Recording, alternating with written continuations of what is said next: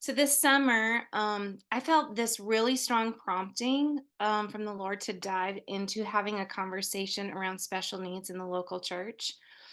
And so I had been contacted by several children's leaders who were needing some help with kids in their spaces that had disabilities. And I'm going to just be really honest, I had some ideas, but I wasn't the expert in the field and I knew it.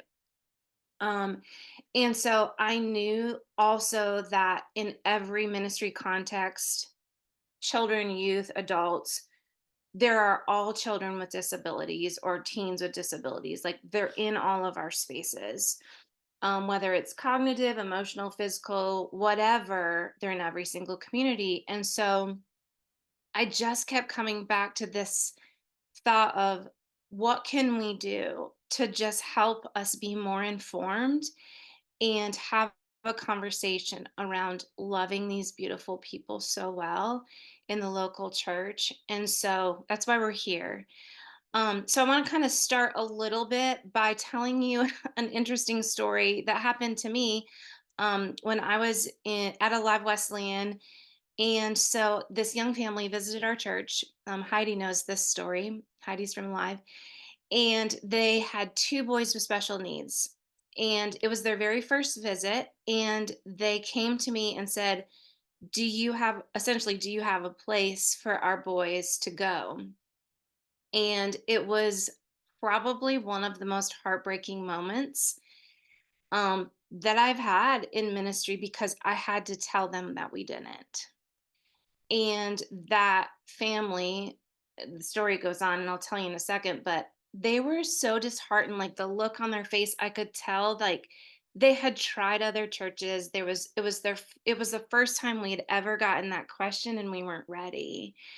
And so I left that Sunday morning not being able to handle saying no to them and not being a church that they could turn to minister to their boys and to the parents of a family with special needs. So we jumped in and started the process. Heidi, wait, raise your wave, Heidi. She's one of our special guests today. She was our very first volunteer in that ministry. And so we started the conversations. I went to the family's house and I was like, I said no, but like I'm here for it. I want to help your boys. And so mom and dad became our biggest cheerleaders. They, in fact, helped us start the ministry and came alongside us. And to this day, like I know Heidi has a relationship with them, even though they don't live in South Carolina anymore. So, did we get everything right? No. But was it something? It was. And so that ministry began to grow and morph, and people became interested in serving and sawing the need and finding a way to make it happen. And so I'm super pumped about this conversation today. And I hope that it's a springboard for you to jump in, maybe not even to a totally separate ministry area, but something you can do in the context that you have. So, a couple disclaimers before we kind of go through this. I told you I'm not an expert, which is why I invited Heidi to be a part of this and Alex Schuler. And so I'm going to introduce them in a second. And we know like we all have people or children in our ministries with disabilities, or we're going to talk next week more about kids in trauma. And some of those people, we might not even be aware that they are struggling. And so our hope today is to start having and offering some practical ministry tools that you could use in your context. So the other thing I'll say is, and I know you know this, but I feel like it needs to be said that every ministry context is different. So what works for Alex is not going to work for Ethan. So take the pieces that fit for you and that are right for you and just take one step closer to making this happen. So I want to introduce Heidi and Alex to you. Heidi is from Central South Carolina. She lives like 5 minutes from me, and she serves as the clubhouse director at a Live Wesleyan church. She's been a special education teacher in the public school system for 21 years. And can I please tell the story that you told me last night, Heidi?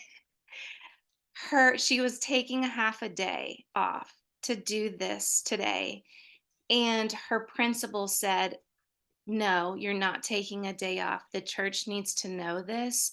Tell me how it goes." So I was like, "Yes, I love your principal." So Heidi is the director of that, and she was our first volunteer in a live special needs ministry, and that started about 10 years ago. So she's gonna talk to us about some great information today. And then Alex, super excited to have Alex. She's from Marion, Indiana, and serves as the children's director at the River Church. So I met Alex at an event last spring in Marion, and she led a breakout workshop on special needs ministry, and she did a phenomenal job. So she's been serving at the River Church for 4 years. Their special needs ministry is called River Access, and I believe you said it's almost 2 years old, right, Alex? Okay, yeah. So we're so excited about what they have to teach us. If you have not read this book, The Accessible Church, I highly recommend you get it. I pulled a couple nuggets out of the book, but that's not our main focus. Our main focus is to learn from Alex and Heidi. So there's a couple things that I feel like would be great to kind of just set the stage for what we're talking about. So a couple questions to think through as Heidi and Alex shares and processing where you are is one, what will you do when families who need assistance walk in your doors? How will you make them feel valued and loved? And would a family with a child or student with a physical challenge, developmental challenge, or behavioral challenge feel welcome at your church? Big questions. So in this book, it gave us some statistics. I think they were from 2022. So you guys, if you know better than me, correct me, but I thought they were pretty interesting. 1 in 6 kids have a diagnosed special need, whether medical or developmental. 6.1 million children have been diagnosed with ADHD. Approximately 440,000 kids and teens are in foster care, and 1 in 44 children have been diagnosed with autism. So, when families choose to come to church, sometimes they're pretty apprehensive and reluctant. And because they fear rejection, they fear the safety of their child, they feel like life is already challenging. Why would I spend the extra energy to even get out my front door in the morning? So I love the concept that she had in this book, and she quoted a guy named Michael Monroe. And I thought, what if we took this on as a church? What if we took this concept on? The church needs to become the safest place on earth for children from hard places and for the families called to love and care for them. So I thought that was so beautiful. So to kind of kick it all off, I reached out to Heidi and I said to her, I said, Heidi, I I have a special ed degree, but I really didn't use it. So I'm not equipped. I don't feel like I'm equipped when I start hearing all of the terms of disabilities and what they actually mean and how we could best help. And I understand that the spectrum is very wide.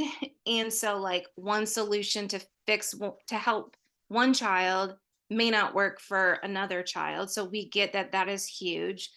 So I asked Heidi to come and help us understand what the different disabilities are, like help us define what those are so we can better help understand that. So I'm going to turn things over to Heidi for like the next 20 minutes, and she's prepared some really amazing stuff for you. So, Heidi, can't hear you. Thank you. So I'm gonna try to share a document here.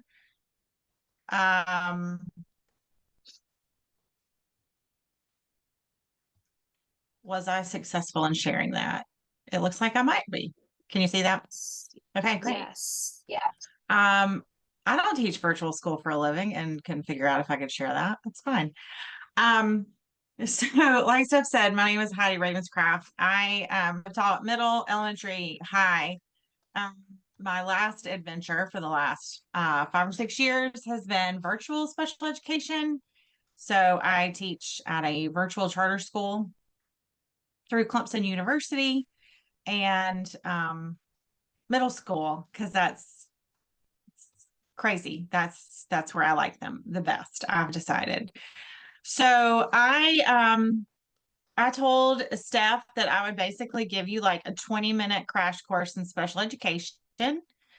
Um, because I think it's a lot of language that I think, no, like, I mean, I do this for a living and half the time I can't understand it.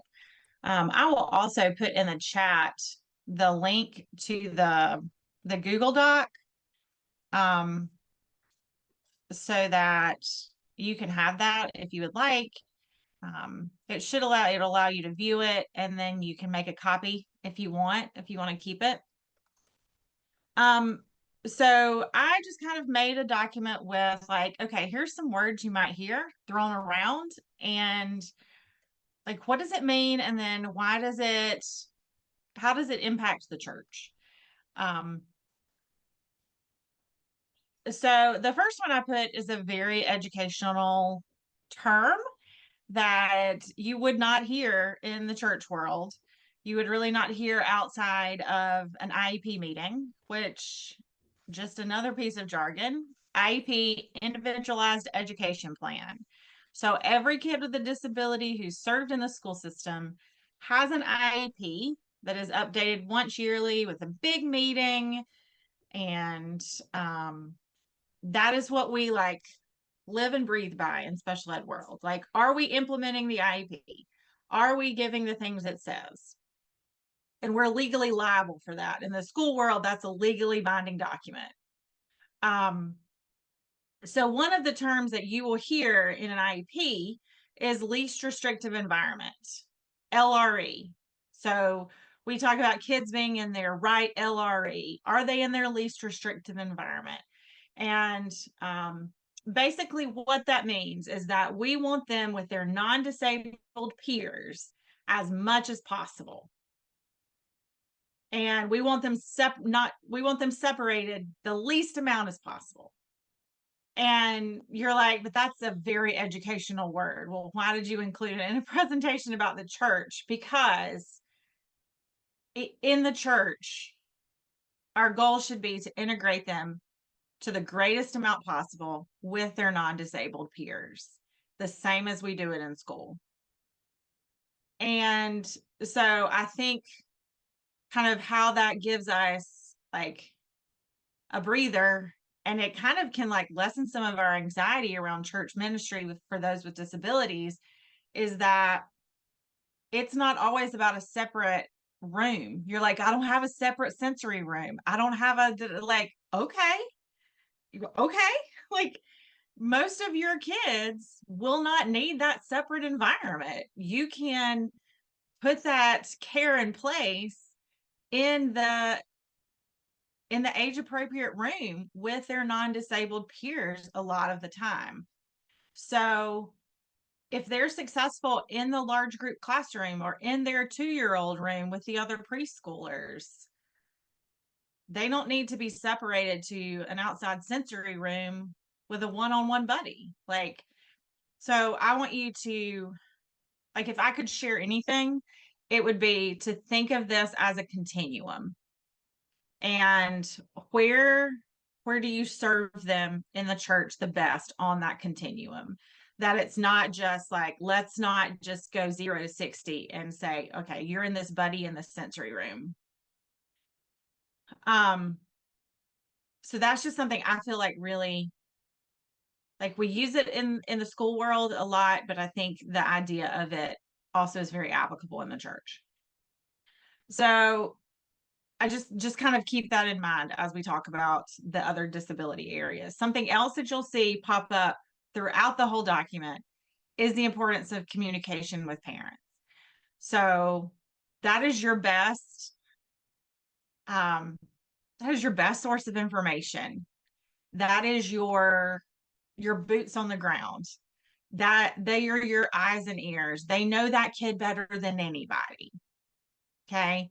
Um, So frequent, clear communication, build trust, build rapport, because when something not so great happens, because it will, okay, like their little boy is who is the delight of their life and who is perfect in every way will do something ridiculous behavior wise.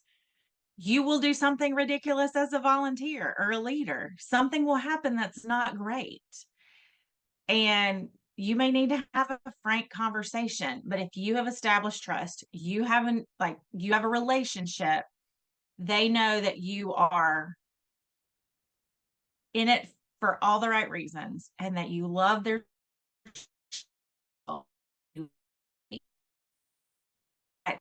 that helps smooth out a lot of bumps, because this is an area with a lot of bumps. And that relationship will help fix a lot of that. So you will see that everywhere. Like communicate, talk to the parents, talk to the parents. Um, so Down syndrome. So that's something we're very familiar with.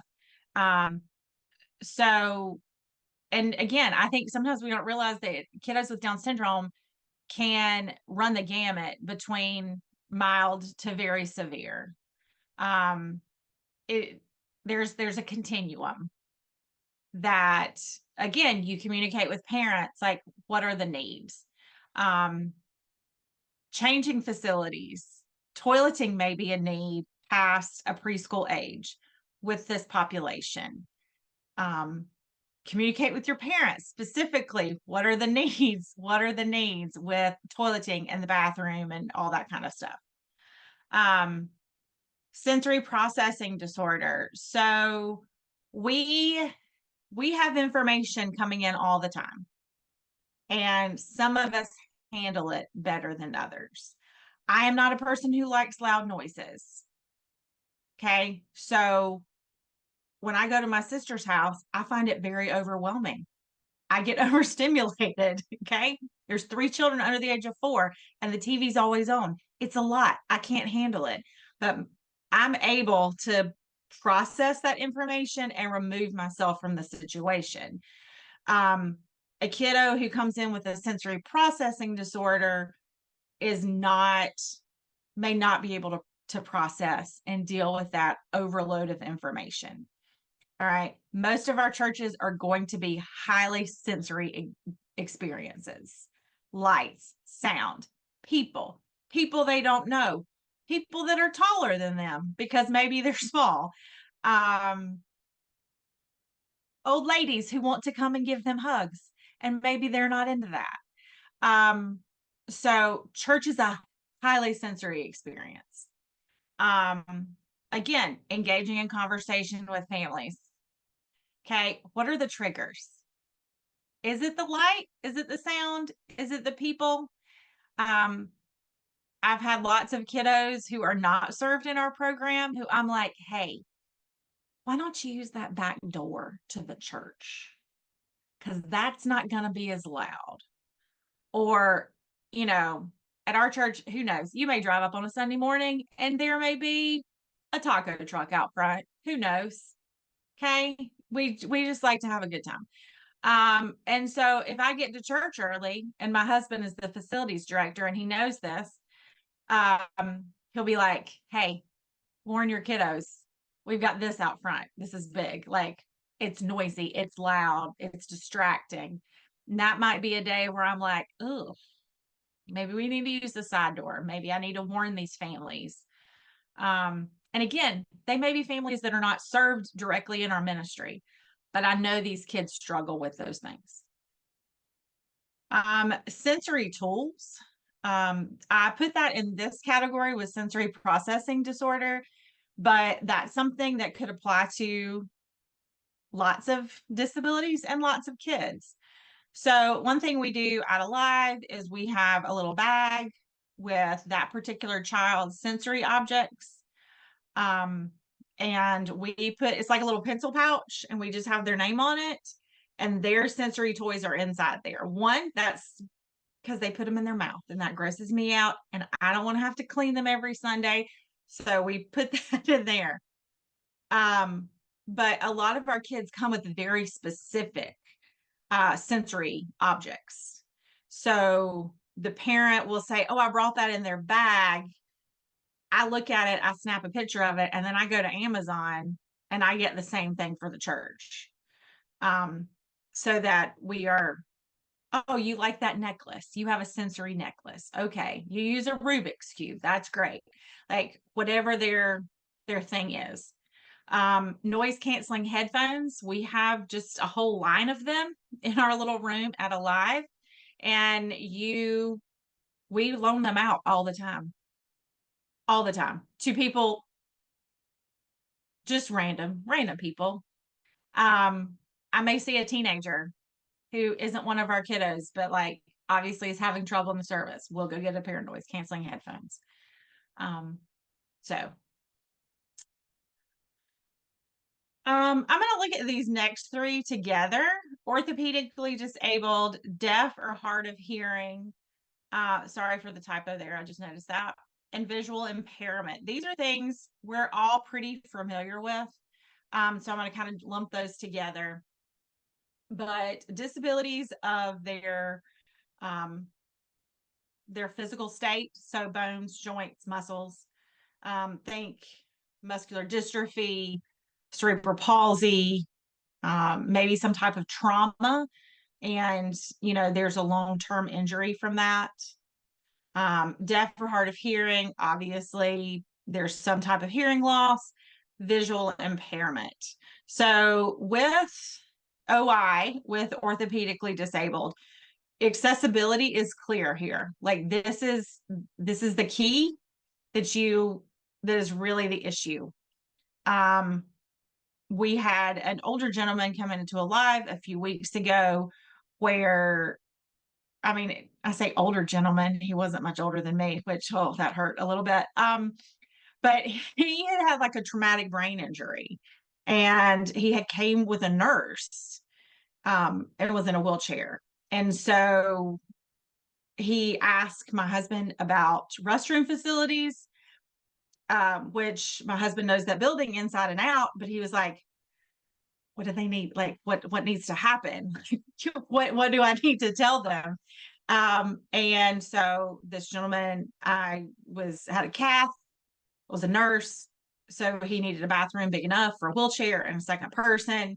And so things like just being aware of things like that. Um, what's your plan? Not that you have to have something special, but like, okay, if somebody comes in and they need adult changing facilities or changing facilities for an older child, what's the plan with that? Um, deaf and hard of hearing. So you look at things like, okay, do we have anybody who's ASL certified?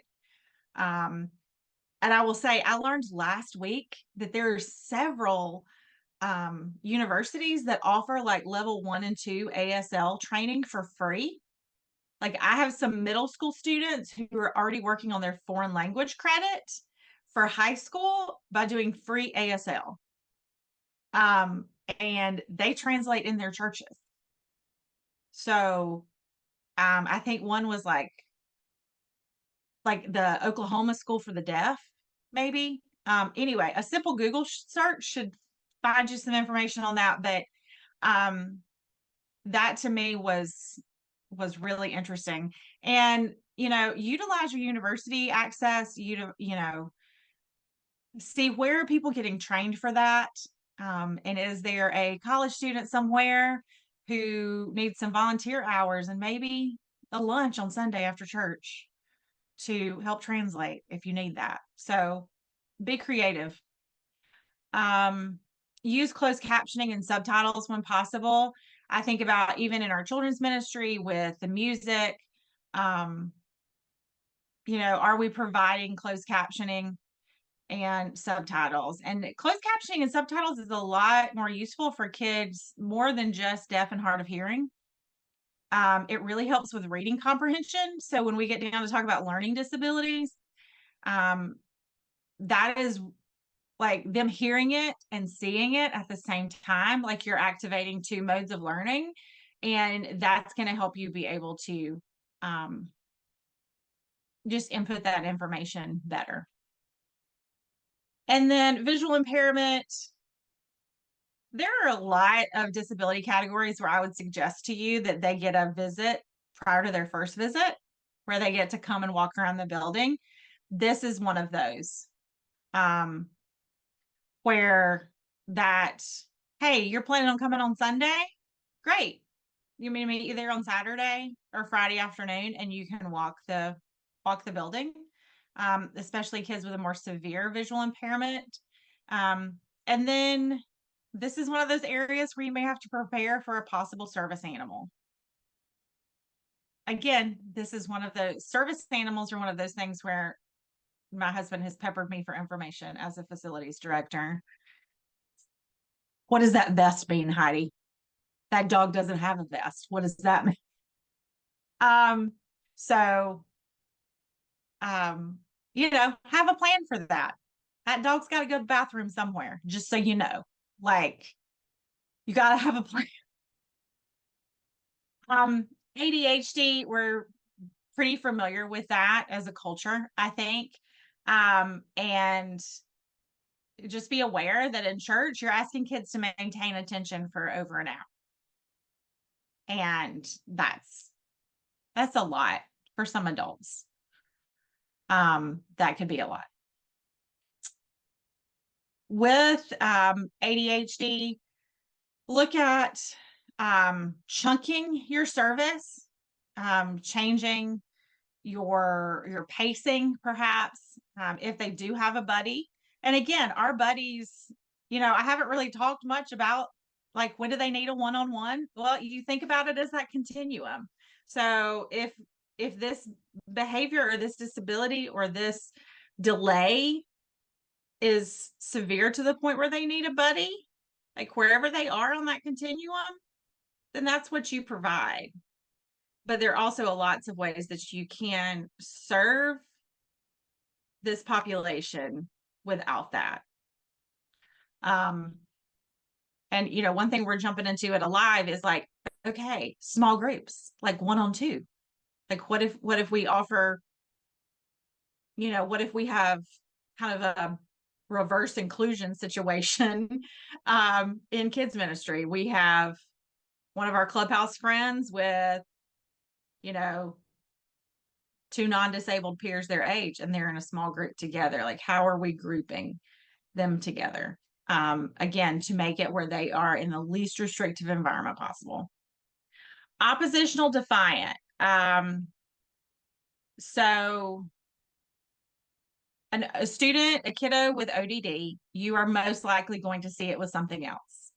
It's going to be like a tag along area of disability. So you're going to see, usually you do see this in boys. You're going to see it hop alongside ADHD, anxiety, learning disabilities, emotional behavior disorders. This is just a kiddo who needs as much love as you can give. A lot of times this comes from trauma. This safety is your first priority in this situation, because a lot of times this could result in something that is some aggressive behavior. Again, you got to talk to the parents. Like, what's the safety plan? What is you clear with your safety team, and whatever you use on Sunday morning, whatever that team looks like for you. And you are having a crisis plan for if this escalates. And when do we contact the parents? And the parents are very clear, like, okay, like this is the point at which we are going to pull you in. When we aren't prepared to handle that any longer. A nonverbal learning disability. This one you don't hear a lot about. You probably did hear a little bit about it if you watched the Republican National Convention, because Tim Walz's son has a nonverbal learning disability. I did not watch it. I just heard about it and special ed teacher, and then I went back and watched the clip. So if you saw that, um, it's just not processing social cues, things like that. I want to skip down to elopement real quick. Um, I don't know if any of you are, I think Steph and I are the only ones in our area.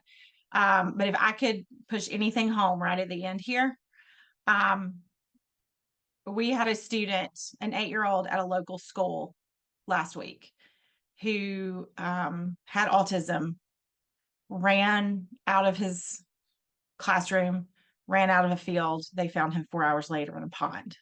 Okay. Um, when you have a student with autism, this is what I need you. This is what I need you to hear from me. And I told my husband that could have been me so many times in my career. So elopement is when that child leaves the caregiver without permission. Okay. It's usually due to a sensory response. And you are dealing with a child with very little sense of danger. And so if you have a runner, like, I need you to really talk to your parents. I need you to really talk to your team at your church who maintains the safety um, and security, and make sure you have a plan for that, because um, friends at that school, and it is a heartbreaking situation. And he just took off, and nobody did anything wrong, but it is a heartbreaking situation. And um, we have had an eloper at our program at our church, and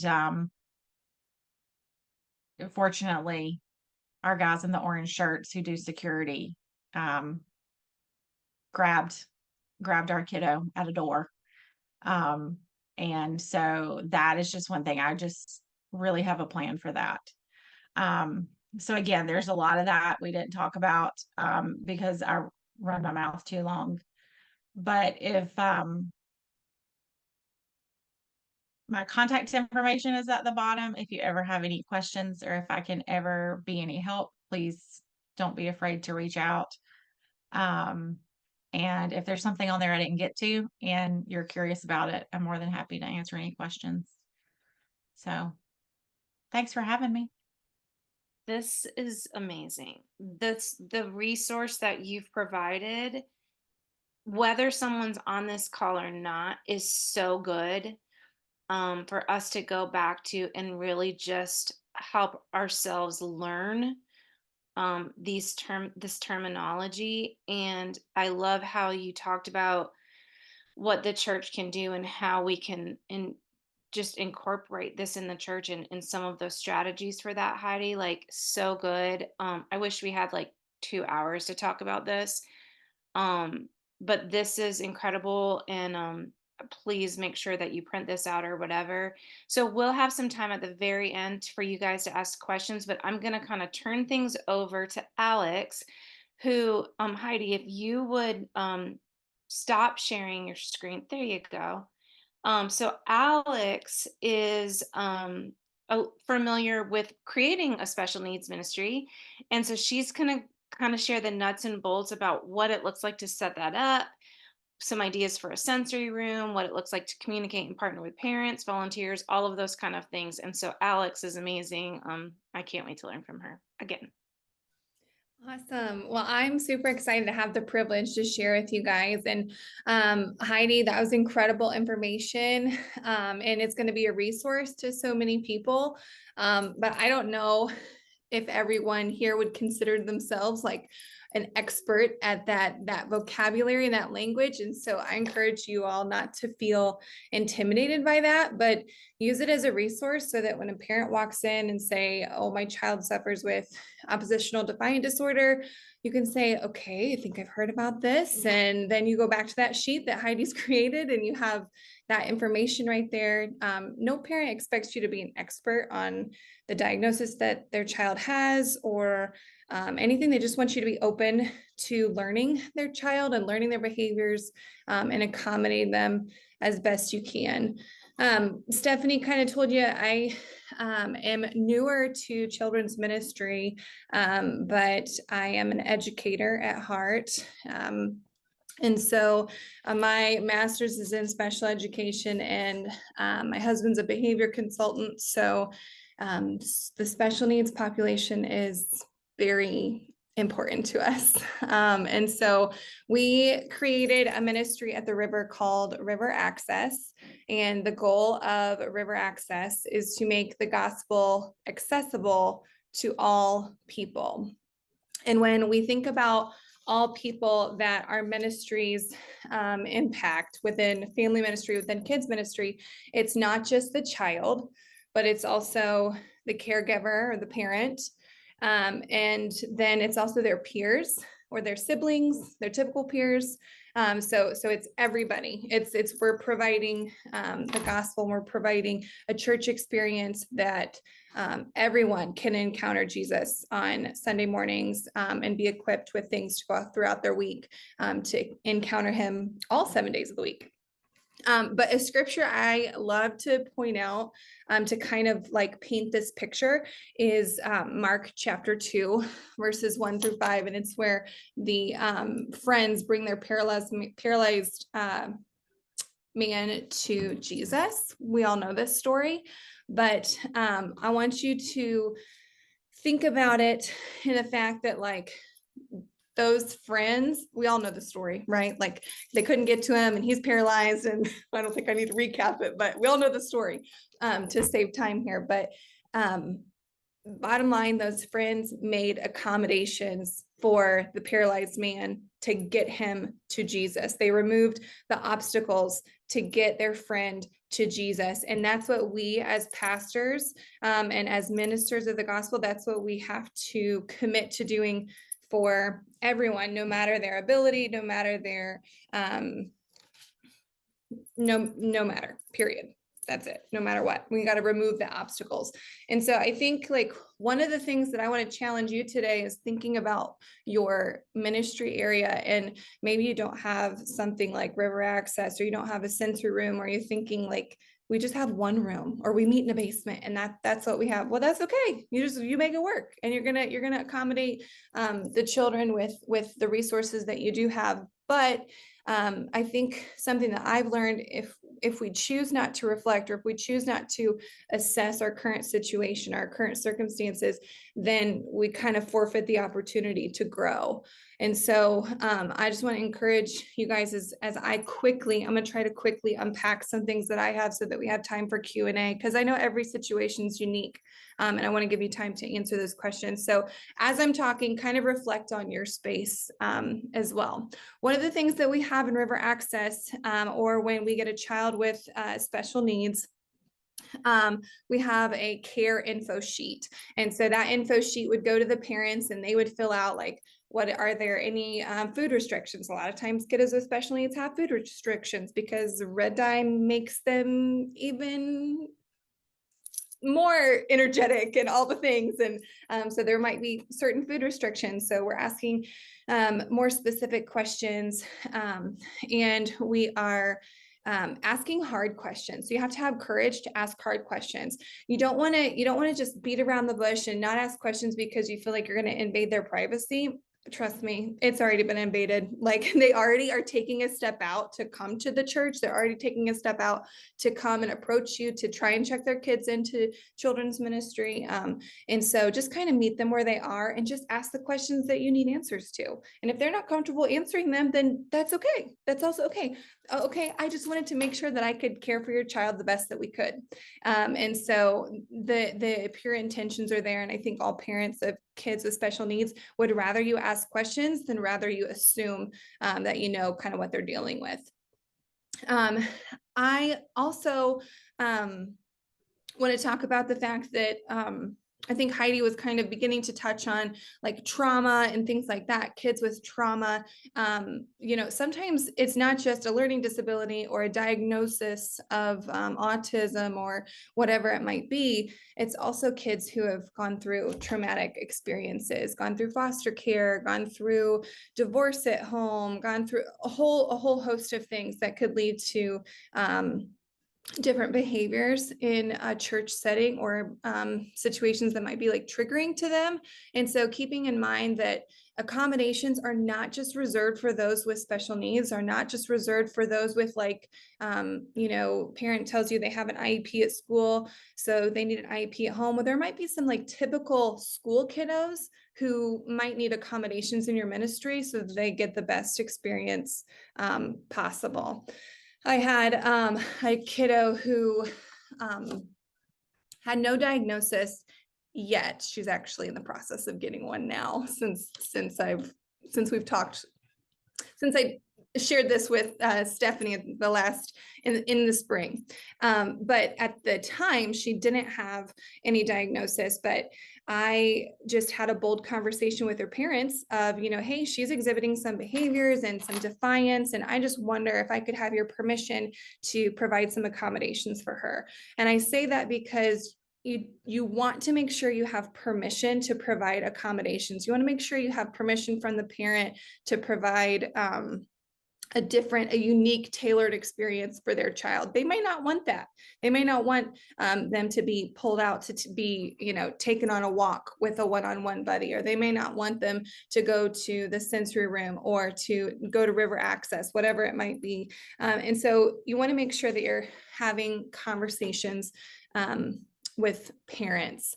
And another question I get asked a lot is, how do you get people to serve in that ministry? How do you get people to willingly, because it's pretty intimidating. If you don't have a background in special education, or you don't have a background in anything with like kids or behaviors, it can be really intimidating.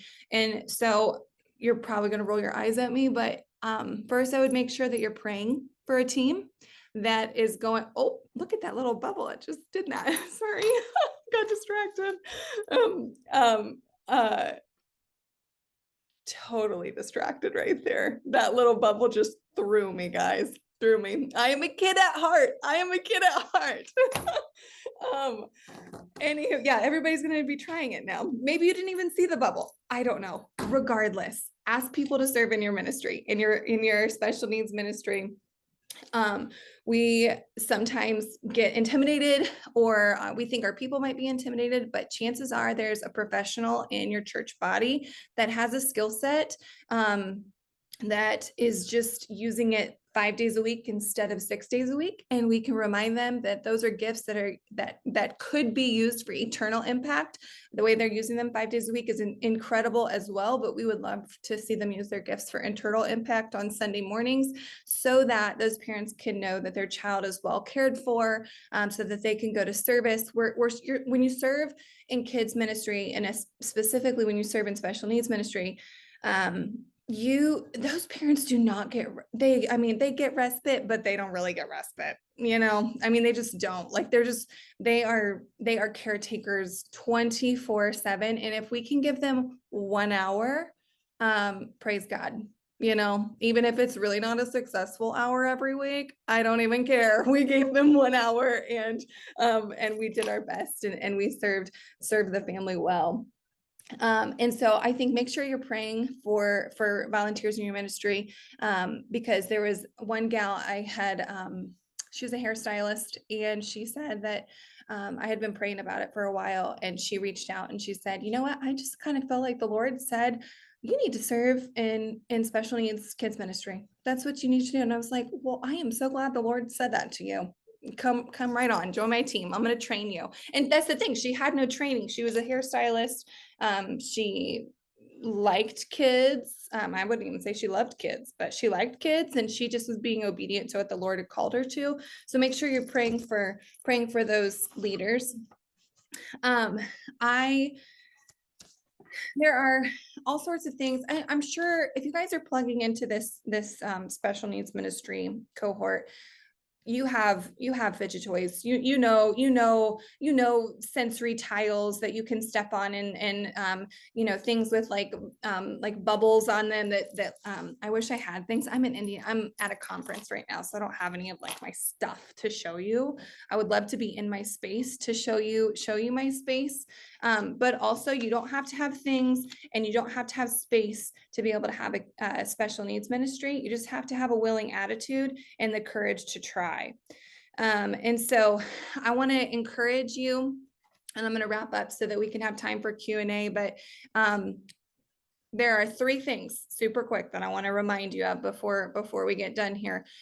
Remember that things are always changing. So practices, like best practices, those are always changing in terms of how we care for children with special needs. And also kids are always changing, and families are always changing, and parenting styles are always changing. And so we have to continue to be students. We have to continue to be learners of the environment in which we serve. And then also, super fun story. One of my long time is like an OG River Kids child. He has autism, and he at the time had very few words. He was in kindergarten, and we were learning all about the tabernacle prayer. He went through all my stations and did everything in like the mainstream classroom, and he did great. Didn't really participate all that much, but like he did it with his 1-to-1. And then they had gone back to their small group time, and he said, paper, and he wanted paper.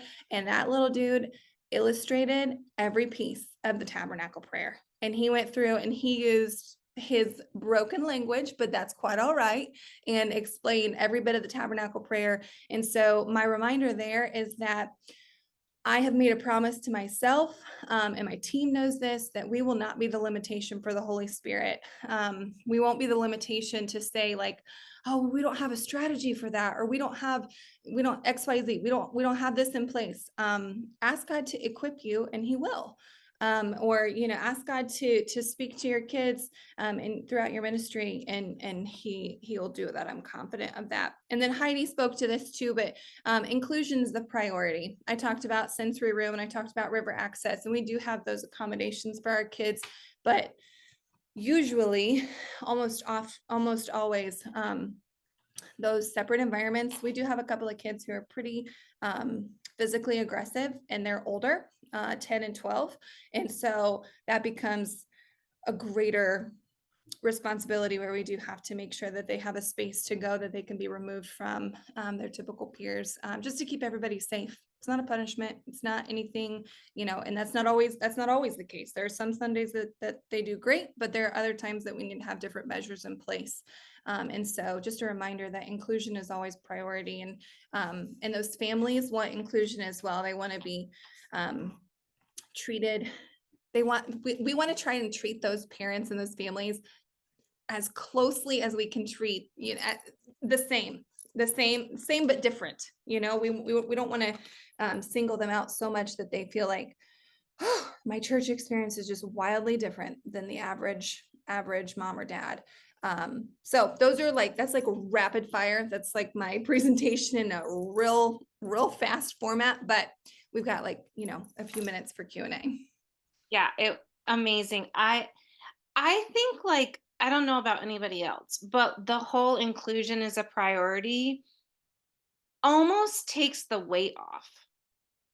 I think that there's a lot of people that think when they think special needs ministry, they think we have to have something different. And that is not the case. Like both of you talked about that. And so like that was freeing for me to hear that again, that, inclusion is the goal. Not, always having to have a separate area, which it's important to have for specific reasons, but that's not that we're just not going to put all kids with special needs in that room. I want to open it up for questions. I'm sure you guys have some, and I have a list of questions, but I want you guys to be able to get answered what you want answered. And I am going to refer to Heidi and Alex because they are the experts in this. So what questions do you have? We have a few minutes that we can talk through some of that. I have a question. So I had a family that just came 2 weeks ago for the first time. Both of her little boys have special needs, some in some way, like maybe a first grader and a third grader.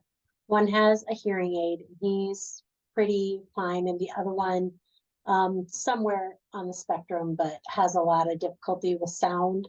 And just, it's like you said, it's an overstimulating environment in general. So I try to work with them, offer them solutions, but I'm just wondering if you guys have any ideas for how can this be a process of coming? Like this last Sunday, he was able to, like, we did a tour when nobody else was there, got him used to it, showed him some of the sensory things we have. He came for 2 hours last week and then went back with mom, but it was a great 2 hours. Like, do you sometimes do that, like a graded entry while they're getting used to the environment, like visual schedules? What successful measures have you guys found with helping kids kind of integrate into a new environment? There's a lot of people, there's a lot of newness. And so what are your tips? I think I would follow the parent cues. Like what, how do they transition to other new environments? And you just, okay, do we want to just do 5 or 10 minute increments, or, and then separate to, take a break and then come back, or, just I would follow the parent cues off of what do they suggest. How do they do it when they go on vacation or to a restaurant, or are they not able to do those things? And just kind of go off that. But yeah, there's lots of different ways you could go in, like, gradually. Yeah, I think you did a great job of like I call it building stamina. Like if we can make it, there are some kids that like we made it for, and I'm not talking like a crier, like an infant, that happens too, but I'm talking about a elementary age child with special needs. There are times that we've made it 15 minutes and then it's like, okay, we're going to try for 20 next week. And then we gradually work up to. So you have to just keep reminding parents that like, this is a win and you're not going to give up on them. And so like, I think the other part too is like following up during the week. And if they miss a Sunday, that's an Sunday afternoon text to say like, hey, I missed Jim and Bob today, and I just can't wait to see him next week. I hope your week is going well. Let me know how I can support you. Or we don't want to like overpromise and underdeliver, but if you have margin in your week to meet with mom for coffee, or if you have margin to have a quick phone call, sometimes that, again, like sometimes it can feel invasive, or like you're invading their privacy. But from my experience, my parents of kids with special needs have been overjoyed to be seen by me. I have one follow-up question. There's a lot of, oh, sorry, go ahead. I was just going to say, a lot of times these are families who, like, they haven't been to church in years and years and years, because they can't. So that 20 minutes that you give them is gold. Mm-hmm. And sometimes I have to remind myself of that too.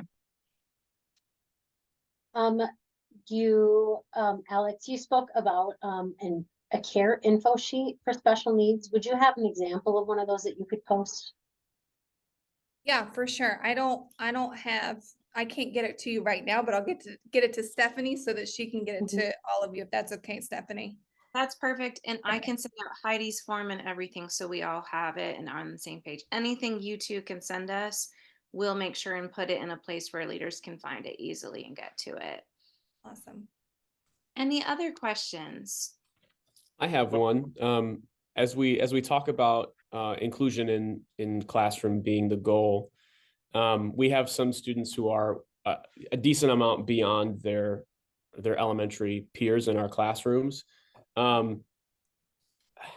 We have adult classes as well, but I wonder if you have found a sweet spot, and it's probably subjective, but or individual. If there is an age where, regardless of mental capacity, that size or aggression become a factor where you guys are like, yeah, this would be the best environment for them developmentally, but for the safety of our kids, we need to have them with adults.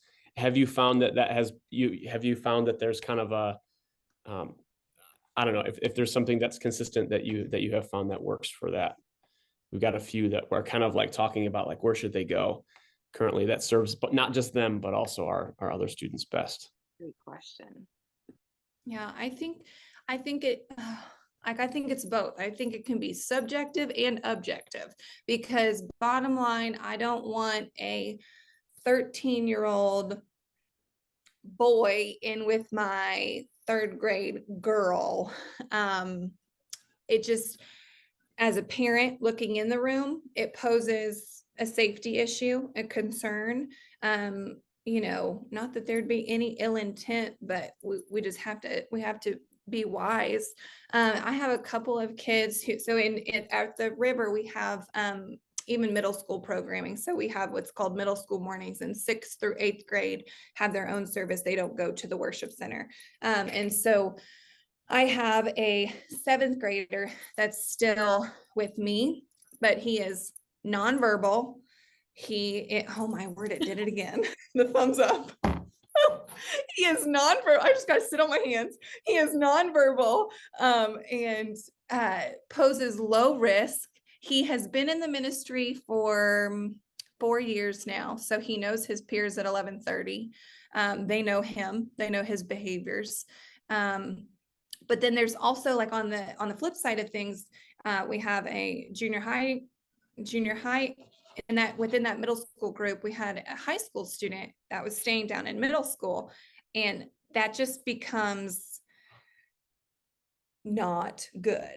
There's just too much going on. And so what I'm working with right now, our youth pastor, I'm working with him to develop like something in between, because we also have an adult special needs class that meets and they discuss Bible study and things like that.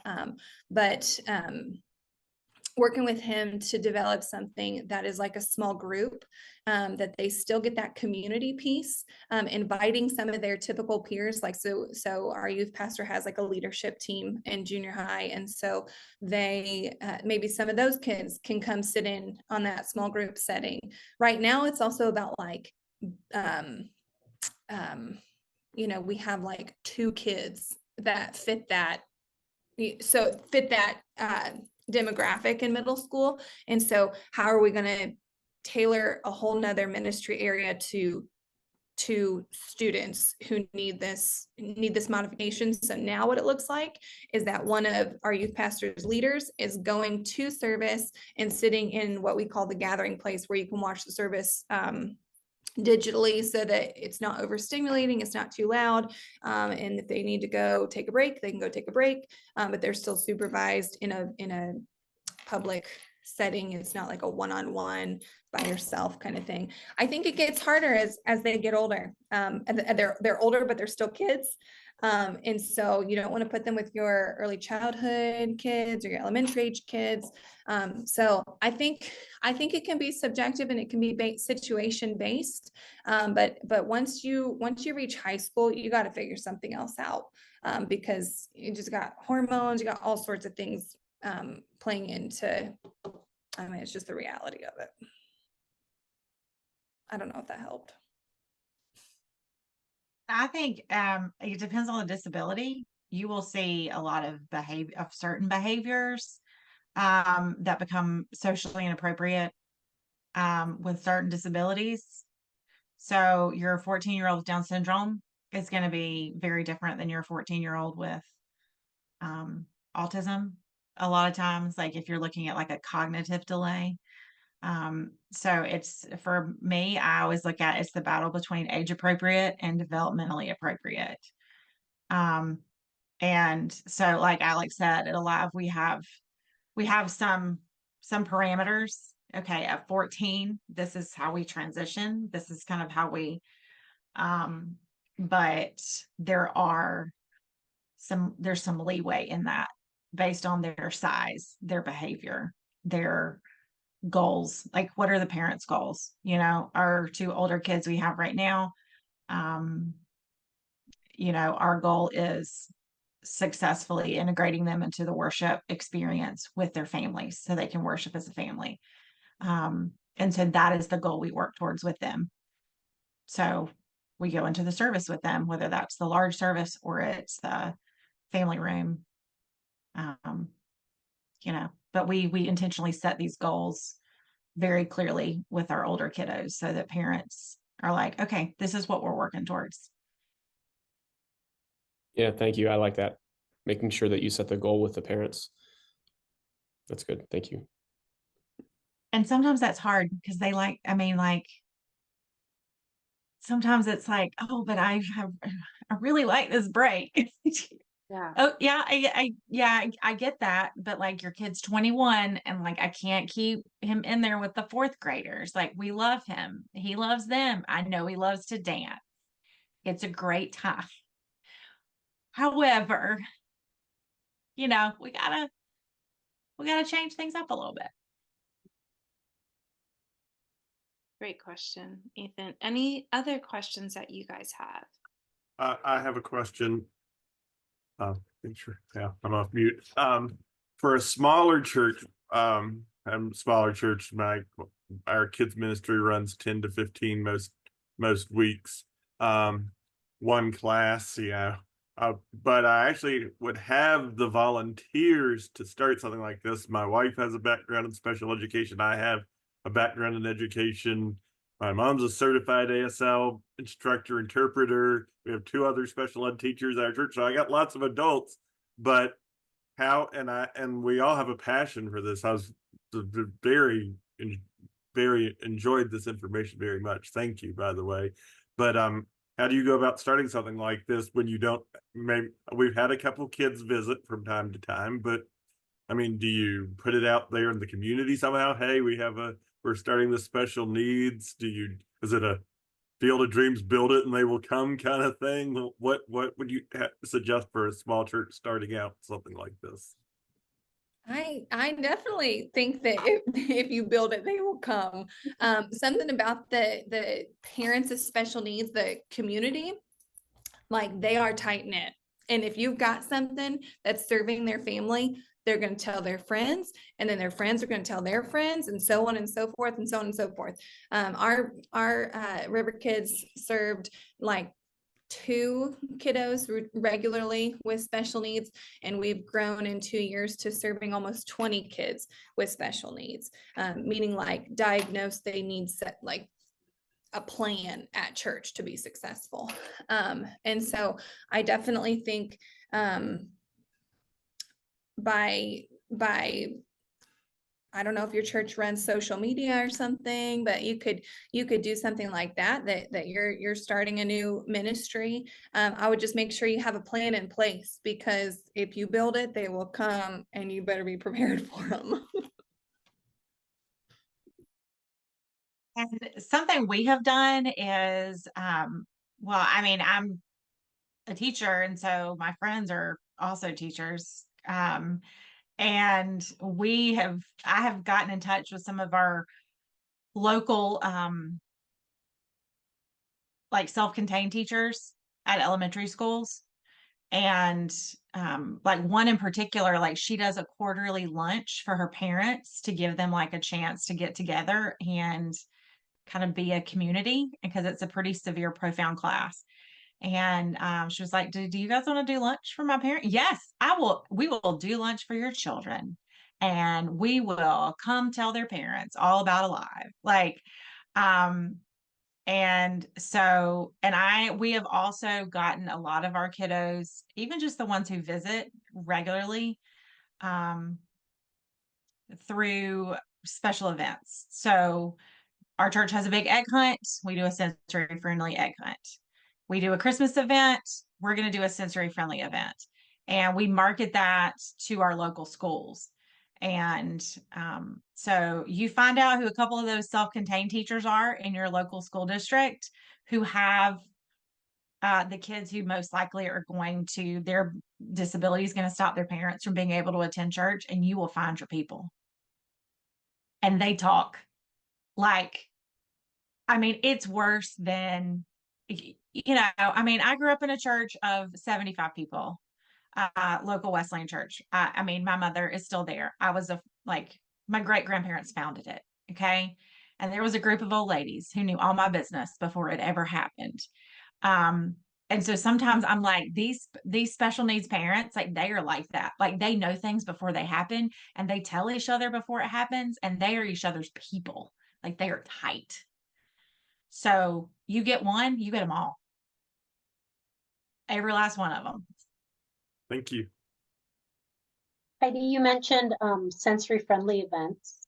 Can you talk about that a little bit more? Like just easy things that you do to accommodate, whether it's lighting or what do you do? Sure.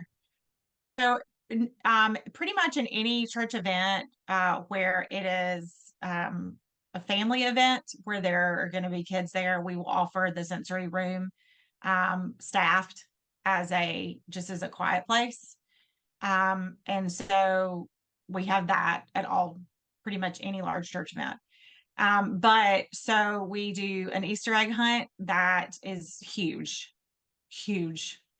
And we do a sensory friendly egg hunt that is inside. So last year we did it with like, I don't know how many thousand balloons we put on the ground and then just dumped the eggs.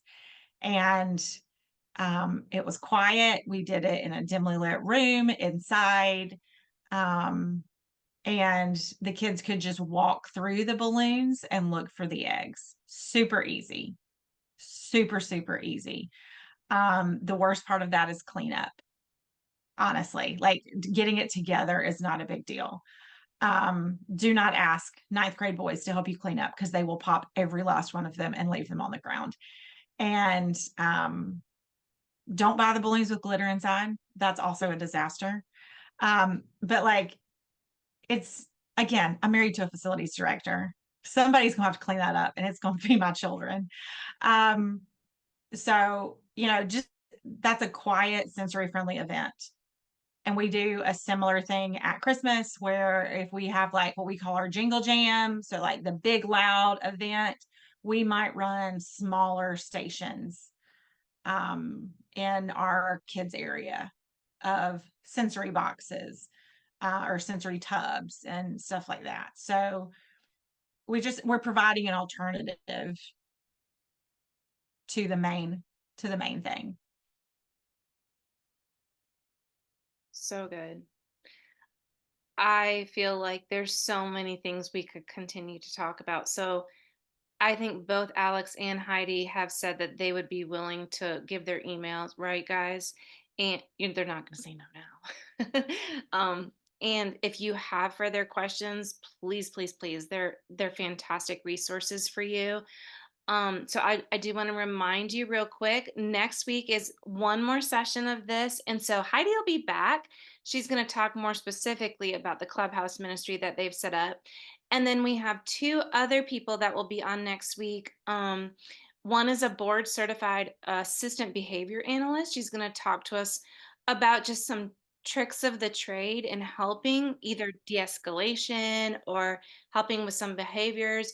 We have a school counselor that is coming to talk to us about the current state of kids in trauma right now in the local public schools and how the church can help. So I'm really super excited about it. We're going to talk about how to set up your space for safety. Like when Alex and Heidi talked about elopement, or Heidi talked about elopement, like, yeah, like just talking about how to set stuff up like for that, and sensory toys and bins and lots of practical stuff next week. So I hope you guys will be able to join us. Thank you, Alex and Heidi, for your wisdom and your help. We learned so much. And just make sure that you guys send me those things, the form, and then Alex, if you can send me whatever you have, I'll put it together and get it out to all of our leaders. Sounds good? Awesome. Y'all Thanks are so much for awesome. having us. Appreciate you guys. Thank you so much for being on today. Have a great week.